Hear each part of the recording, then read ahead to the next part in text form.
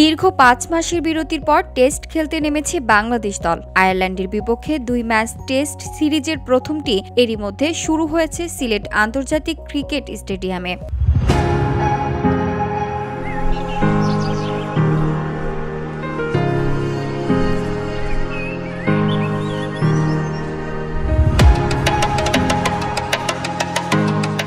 এই সিরিজের দ্বিতীয় টেস্টে ঢাকায় প্রথম বাংলাদেশি হিসেবে শততম টেস্ট খেলবেন অভিজ্ঞ মুশফিকুর রহমান, যে কারণে সকল আলোচনা তাকে নিয়েই। তবে মুশফিক একা নয়, মাইল ফলকের কাছাকাছি আছেন লিটন কুমার দাসও। ষষ্ঠ বাংলাদেশি ব্যাটার হিসেবে তার সামনে রয়েছে টেস্ট কেরিয়ারের ৩,০০০ রান স্পর্শ করার সুযোগ।